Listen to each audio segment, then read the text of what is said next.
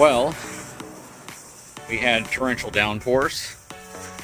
I think most people who are watching this are probably going to be watching this well after the rain actually occurred, just due to, lining up my videos for timing and just how delayed some things are. But yeah, so we had I think about 5.5 inches of rain, maybe 6 inches of rain. It filled up our pond. It flooded my neighbor's backyard a little bit. Actually, it flooded just about everywhere. I think most people who were watching the news saw just how torrential the rain was, but the pond was overfull. It was actually completely level with the grass and overflowing into parts of the yard. Nothing got really close to the house, thankfully. We had some standing water in some areas, but nothing too bad. The pond is very overfull at this point. Even though you can see some of these concrete bags are on the side here, it dips down about a foot right there, and it's completely submerged. So the fountain, I think, has some debris in it because it's not shooting up as high as it originally was. So I need to pull that off to the side so I can clean out the pump and then put a bag around it, which is like a mesh bag to kind of keep it from building up debris. Water looks super murky. You can't really see through it right now. We are contemplating putting some koi fish in here sooner rather than later. They'll help keep the pond a little bit cleaner. But with all these leaves constantly falling all around, it really is a mess. And I put this little net in here and captured all those leaves you see back there. That's all leaves right there. It was probably, I want to say I filled that net completely up probably 20 times. I bent the pole, I kind of bent it back because it was so heavy and saturated with wet leaves. But yeah, this is what it looks like. Hopefully when the water recedes a little bit, it's going to hold water well, but we'll find out. We'll also need to determine if we need to add any bentonite or anything else to help seal up any small spots. But yeah, the pond is about 2 feet taller or 2 feet higher than it should be right now. Still looks nice though. What do you guys think?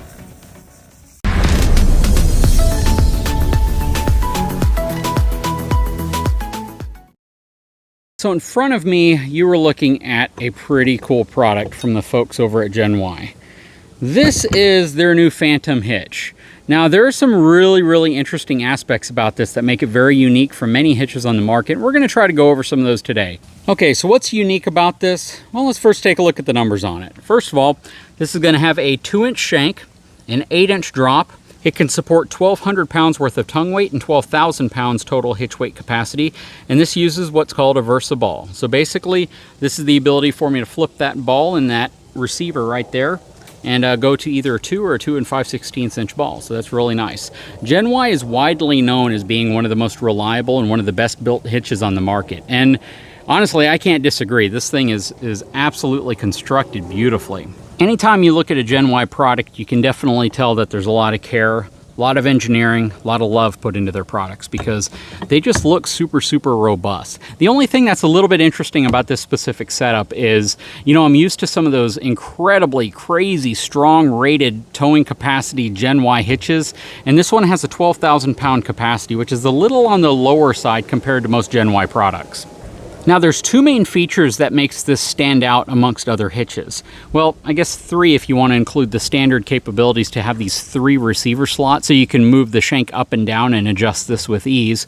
But the first big standout feature is the fact that this is compatible with GM's multi-pro tailgate system.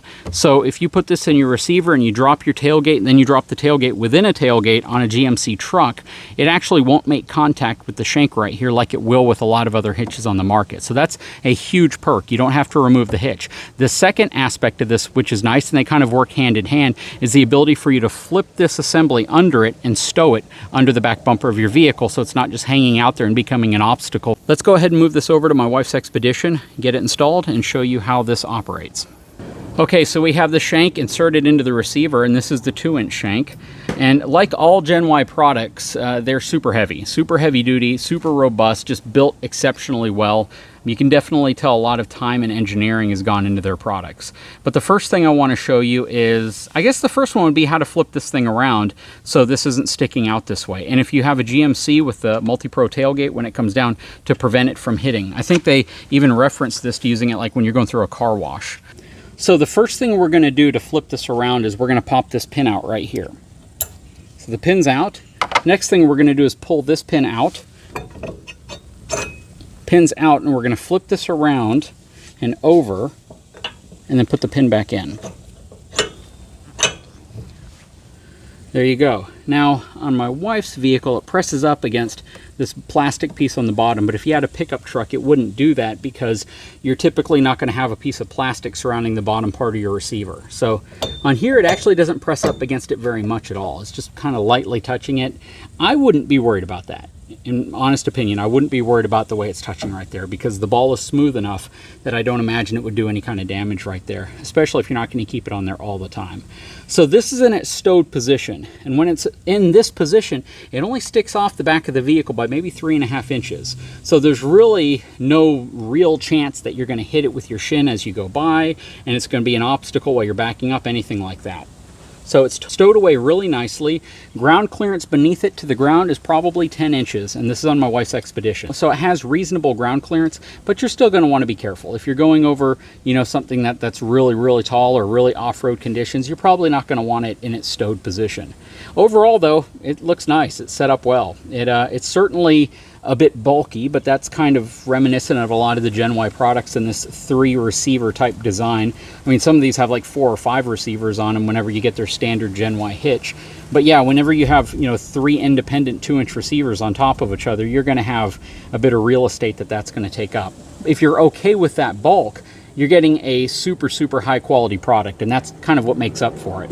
But you know, compared to the B&W Tow and Stow, which I think is probably its chief competitor, you know, the robustness of this product just seems to be a little bit more heavy duty. It seems to be a little bit more stout, but you are again getting a lot more size out of it because of that. Okay, so let's go ahead and spin this thing back around. I'm just gonna push that up,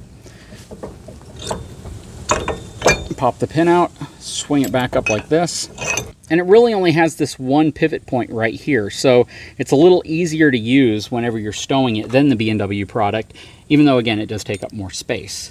Now if I wanted to adjust the ball height, I simply pop this pin out, and you do that like so. Pop this pin out right here, and then simply remove the ball and put it in whatever spot that you want to put it into. And it has a nice stop at the back here, so the ball positions and lines up the hole perfectly, so you don't have to worry about trying to, you know, finesse the pin back into its spot. It's going to line it up every time for you. And they call this the VersaBall system. So if I want to switch from a 2 5/16 inch ball to a 2-inch ball and drop it down, I just have to do that, and we're good to go. So yeah, very cool. In its total kind of deployed position like this, ready to tow, it's going to stick off the back about 1 foot. So it's going to stick off the back of your vehicle about 12 inches. When it's stowed, it's about 3.5 inches. So it's a significant difference in terms of overall length back here. Now there are some other hitches that are relatively long like this when they stick off the back. But what's nice about this one is, again, it's compatible with the GMC Multi-Pro tailgate, which means when you drop the tailgate down, as long as this is in its stowed position, you can actually keep this in the vehicle without the secondary tailgate making contact with it, which is really important because you want to do everything you can to avoid hitting that secondary tailgate within a tailgate on GM trucks with the Multi-Pro tailgate, because you can do a lot of damage to it if you just let it fall and hit that part of your shank. So the fact that they've notched the shank right here, the fact that they've made this stowable, and arguably an easier stowing system than the chief product that it competes against, and you're getting it from a brand that's very reputable. You know, Gen Y, again, is kind of known for making those extreme hitches, extremely heavy duty, very robust. I think the only thing that would have been cool if they could have done was to increase the capacity of the actual hitch assembly from 12,000 pounds to maybe 18,000 pounds, just to give it that extra oomph if somebody wants to get something like this with their heavy-duty GMC 3500 dually truck. They still want to avoid that tailgate hitting it, while at the same time being able to tow a heavier dump trailer or a heavier utility or cargo trailer. That would be the only ask. But, you know, I can honestly tell you, Gen Y makes phenomenal products, and this definitely doesn't disappoint. They've done a phenomenal job job with the engineering, the craftsmanship, the design, and they've definitely put a lot of thought into it. So certainly a product you may like. I want to give a big shout out to my sponsor eTrailer, who provided this to me. They started getting this from Gen Y and they wanted me to do an evaluation on it. So that's my thoughts. Anyways, guys, I sure hope you've enjoyed this video. I'll put a link in the description of this if this is something you're interested in. Please check it out. If you haven't had a chance, please take a moment, subscribe to my channel, give me a thumbs up, and we'll talk to you again very soon.